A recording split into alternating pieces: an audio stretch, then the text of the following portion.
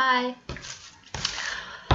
Okay, so in theater, if you want to hire someone, you hire someone because you would like to have dinner with them.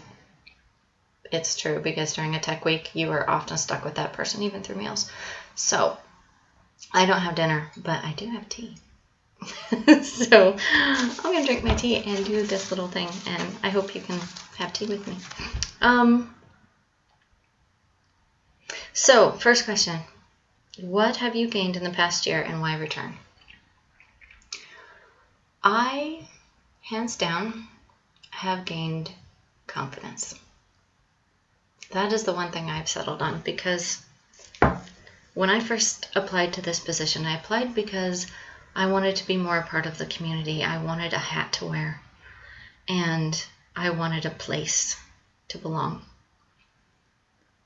And I actually got that hat, and that was really exciting. And to this day, I love that I have that hat. But when I first put that hat on, I didn't know what I was doing. I did not know. You think you're going to know, but you don't know. But I've had a lot of help, and I've had a lot of good mentoring, and I've had a lot of good experiences, and now I feel like I own that hat. I do. I feel like I am finally starting to get this.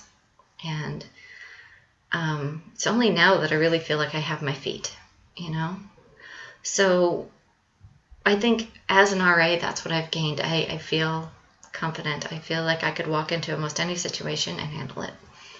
I did not feel that way a year ago, remotely. As far as what I've gained personally from this position, I did get that community, and I do feel like I have a place here, and I got so much more than that. I did not expect to bond with all the other RAs. I did not know that was going to happen. I don't know why, but I didn't. I didn't expect that. But I do. I feel a bond with them, and I feel proud to be a part of that team. So I got sort of a bonus community. I thought I would bond with my floor, and I did, but I really, it's been so much more. Like, I have people that don't even live on campus that come to me and confide in me and talk to me, and that's awesome. I did not expect that part of it to go so well, and I'm really thrilled that it did. Why do I want to return? Well, because I don't want to leave the team. I think we do really important things, and it's fun for me to see mothers graduating now, mothers that I know, and mothers that I know have been in the program, the MLL program, their whole time here. And I see them living on their own with their children, not on the system, and having a job that they love, and that makes me proud. Like, it's their accomplishment, but I feel like Res Life had a part in that. I feel like we gave them a foothold and taught them some things along the way, and I don't know, that gives me pride, and it's something I very much want to be a part of. And I think, well, I'm not giving the hat back. Whether I would get this job or not, I'm never giving the hat back. So there we are. That's why I want to come back, because I love what I do, and I think what I do is important, and I don't know how to stop doing it. So there you go. How will I continue to grow? Being me. I don't know how not to grow. I've never in my life been stagnant. I don't know how. I am always asking questions. I am always overanalyzing things. I am always moving forward, and that's the nature of who I am.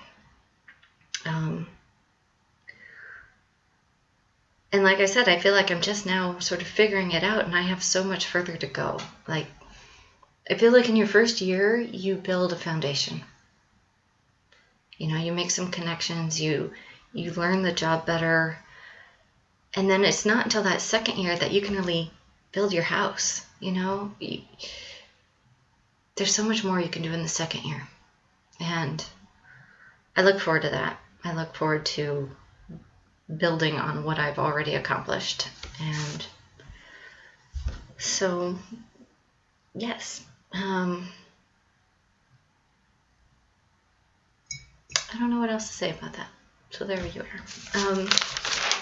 Okay, how will I serve as a mentor to the new staff members?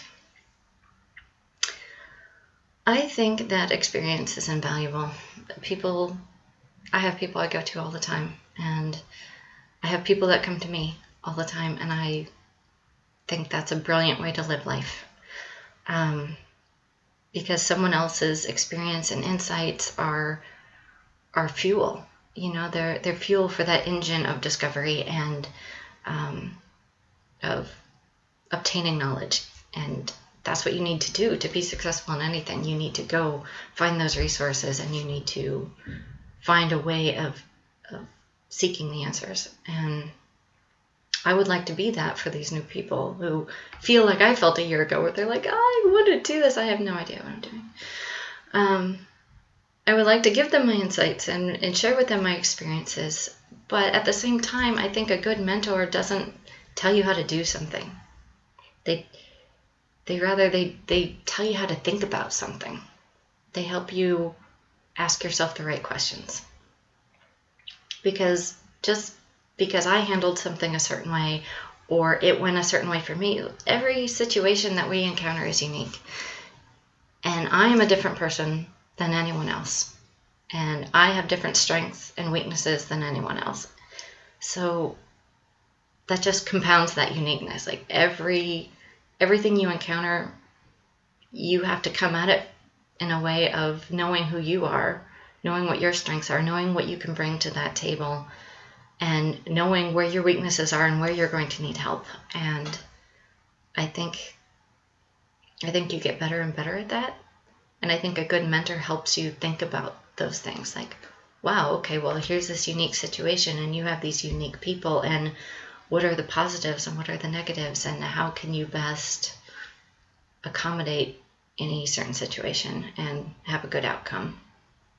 So I think that if one of the new members wanted to come to me, that's how I would help them. I would ask them those questions. I would help them learn to ask themselves those questions. I don't know, the best mentors of my life did not give me the answers. They helped me learn to be a thinker. So that's what I would try to be for someone else. How would I thrive as the community coordinator? As you know, I'm a huge advocate of this MLL program of residence life, and I feel very strongly about this place and what it has to offer. And I know so many people that came here because without this place, they didn't feel like they even had a chance. And that was me. If I didn't have this program, I don't know where I would have ended up, because I wouldn't have felt like I had enough support to actually get through school. So, this is a place I feel passionate about. It is a home for me. It's a home for my children. And I've always wanted to have some sort of hand in what this place is because of that. I don't want my children growing up in a dumpy place where no one cares about anything and we're surrounded by a bunch of slackers. To be honest, I don't want that environment. I want an environment where people are proud of where they're living and they take care of it and they take pride in it, and they're not slackers. They're working their butt off because they have goals and they are learning every day, and they are intelligent women who are going to succeed in life. Like, that's what I want to promote. That's what I want my children to be influenced by. And I think that being a community coordinator is being able to do that at an advanced level. It's being able to help promote good things for this place on a different level. And I don't know, I think that it is a job that I would find satisfying, and I really like the pro staff. that we have now. I feel like I get along with everyone. I think it would be enjoyable for me. I think I would be a strong member of the team just because I'm invested and because I like people and I want to be a part of it. I guess, what else did I want to say about that?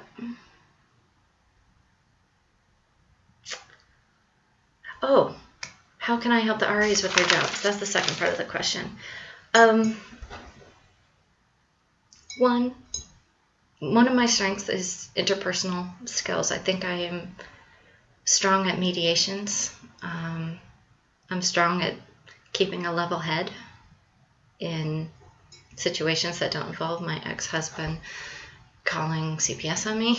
I kind of lost it, but everybody has a bad day. But generally in crisis, I'm pretty calm, and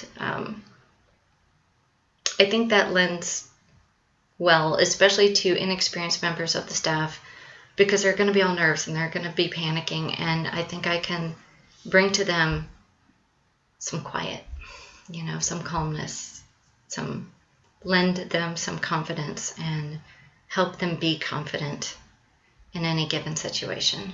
And I think that's important, because if you don't establish that, then you're going to shy away from situations and you're not going to do your job as effectively. So I would like to help them with that. I like to do projects, so I would be happy to help on any kind of things they have going on, things they're too busy to do. Just helping give that extra hand to get stuff done.